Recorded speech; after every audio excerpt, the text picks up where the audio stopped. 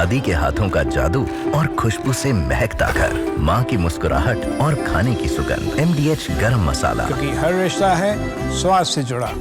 PM Modi का बड़ा फैसला। पीएम मोदी ने 3 देशों का विदेशी दौरा अब टाला है और क्रोएशिया, नॉर्वे की यात्रा पर जाने वाले थे प्रधानमंत्री नरेंद्र मोदी। नीदरलैंड का भी दौरा करने वाले थे पीएम मोदी, लेकिन इस बीच ये एक और सबसे बड़ा फैसला लिया गया है, जहां ऑपरेशन सिंदूर के बाद बड़ी बात हमारे सहयोगी अंजू ने इस वक्त बताई है कि ऑपरेशन सिंदूर अभी भी जारी है। उसका मतलब मैंने उनसे दोबारा पूछा, हालांकि इस बारे में जीडी बख्शी सर से भी करूंगी सवाल, लेकिन उससे पहले प्रधानमंत्री मोदी का एक बड़ा फैसला, जहां पीएम मोदी ने 3 देशों के दौरे को फिलहाल टाल दिया है।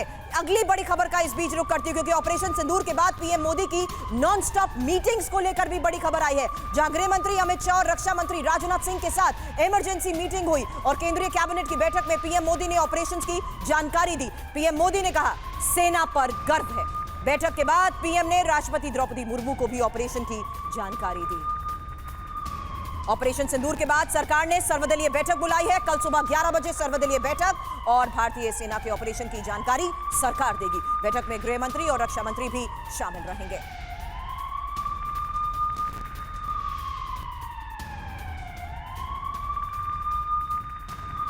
एक क्विक रिस्पांस मैं यहां पर अमिताभ सर आपसे चाह रही हूं, क्योंकि इस बीच भारत जिस तरीके से वेल कोऑर्डिनेटेड तरीके से न सिर्फ ऑपरेशंस को अंजाम देता है, इन बैठकों की भी ये तस्वीरें एक बड़ा संदेश गई हैं कि आतंक के खिलाफ भारत कैसे एकजुट है। और सबसे इंपॉर्टेंट बात जो अभी आपने अंजू को भी सुना होगा, जहां सेना भी साफ तौर पर कह रही है कि ऑपरेशन सिंदूर जारी है। देखिए, इस समय राजनीतिक दलों में, पूरी भारतीय जनता में मतैक्य है कि हम आतंकवाद का पुरजोर प्रतिकार करेंगे। Exactly. और ये जो 11 बजे मीटिंग जो आप दिखा रही थी, वो उसी का परिचायक है। और कितने स्पष्ट शब्दों में leader of opposition Rahul Gandhi ने कहा कि हम सरकार के साथ हैं। और यही चीज़ सबसे बड़ी है। आपको लग रहा होगा पिछले 12 साल में कभी भी ऐसा सिचुएशन नहीं आया जब पूरी जनता, पूरा देश, पूरी राजनीतिक पार्टियां सरकार के साथ हों। रही बात ऑपरेशन सिंदूर अभी चलेगा, क्योंकि जैसा बख्शी साहब ने पहले भी कहा कि जो अभी उनका जो रिएक्शन आना है वो बाकी है। वो कैसे रिस्पॉन्ड करेंगे, अगर वो रिस्पॉन्ड करते हैं तो भारत को भी रिस्पॉन्ड करना होगा और ये टिट फॉर टैट अभी चलेगा। लेकिन मैं ये भी बता दूं कि जिस तरह के ऑपरेशंस किए हैं भारतीय सेना ने, उसको देख के लग रहा है कि इनकी दम अभी टूटी है, कुछ बचा होगा वो भी खत्म हो जाएगी। लेकिन आने वाले दिन बड़े इंटरेस्टिंग होंगे इस सेंस में कि देखना होगा कि पाकिस्तान को इंटरनेशनल सपोर्ट और भारत को इंटरनेशनल सपोर्ट कितना मिलता है। अभी तक इंटरनेशनल सपोर्ट इसके लिए म्यूटेड है, आने वाले समय में ये पता चलेगा। लेकिन एक चीज तो स्पष्ट है कि पूरी दुनिया इस समय आतंकवादियों के खिलाफ है, आतंक के समर्थक। आने वाले वक्त में ये पता लगेगा, लेकिन अभी फिलहाल ये पता लग चुका है कि ऑपरेशन सिंदूर को कैसे अंजाम दिया गया है। और सुमित, इंफॉर्मेशन वॉल पर मैं चाहूंगी आप मुझे ज्वाइन करिएगा, क्योंकि ऑपरेशन सिंदूर से पाकिस्तान को करारा जवाब मिल चुका है। पाकिस्तान और पीओके में 21 आतंकी ठिकाने दहलाए गए हैं। रात 1:05 से 1:30 बजे तक का वो वक्त, यानी 25 मिनट का ये ऑपरेशन, जहां भारतीय बॉर्डर से 100 किलोमीटर अंदर तक मिसाइल स्ट्राइक हुई है। आतंकी कैंप तबाह कर पहलगाम हमले का कैसे बदला लिया गया। इंफॉर्मेशन वॉल पर आतंक के वो 9 ठिकाने अब आपके सामने रख रही हूं, और ये वो 9 ठिकाने क्यों चुने गए।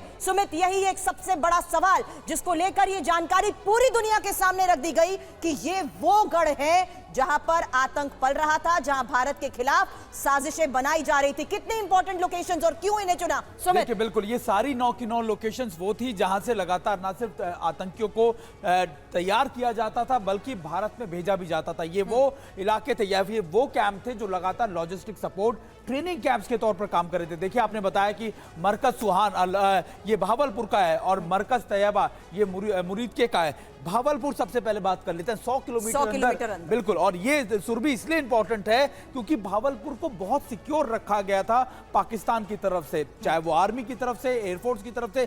दूसरा, मुरीद के यानी एलईटी का बड़ा गढ़, एलईटी की तरफ से बड़े कमांडर्स यहां पर रहते हैं, बड़े आपकी ट्रेनिंग देते हैं। और सबसे इंपॉर्टेंट बात ये, चाहे वो जैश की बात कर लीजिए या एलईटी की बात कर लीजिए, ये फंडिंग के और ट्रेनिंग के बड़े कैंप्स माने जाते हैं। इसके अलावा सियालकोट के इलाके की बात कर लीजिए आप, भिम्बर गली की बात कर लीजिए आप, कोटली की बात कर लीजिए और मुजफ्फराबाद की बात कर लीजिए। ये सारे इलाके ऐसे हैं जहां पर एलईटी हो, चाहे जैश हो या हिजबुल मुजाहिदीन हो, टेरर कैंप्स यहां पर बहुत ज्यादा रहते हैं। और देखिए, इंपॉर्टेंट ये है, मुजफ्फराबाद करीबन पांच ऐसे टारगेट थे जो मुजफ्फराबाद में टारगेट किए गए अलग अलग इलाकों में, चाहे वो कोटली हो, आपका भेंबर हो, और 4 ऐसे टारगेट थे जो पाकिस्तान के इलाके में टारगेट किए गए, यानी डीप इनसाइड पाकिस्तान। तो इसके पीछे का मोटिव और ऑपरेशन के पीछे का संदेश बिल्कुल क्लियर था कि अब सिर्फ अटैक पीओके में नहीं होगा, अब अटैक पाकिस्तान के उन इलाकों में भी होगा जहां पर ये बड़े कैंप्स लगातार पाकिस्तान आर्मी के संरक्षण में चलते आ रहे हैं। अब ये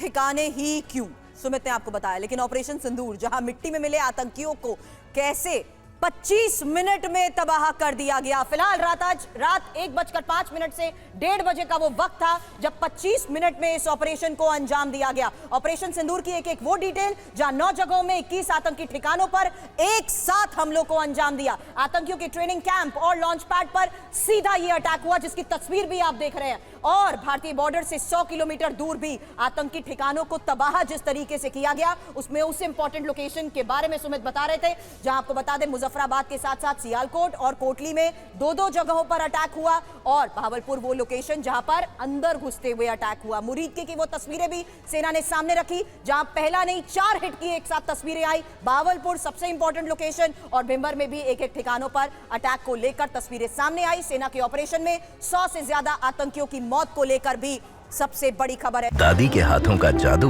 और खुशबू से महकता घर, माँ की मुस्कुराहट और खाने की सुगंध, MDH गरम मसाला। क्योंकि हर रिश्ता है स्वाद से जुड़ा।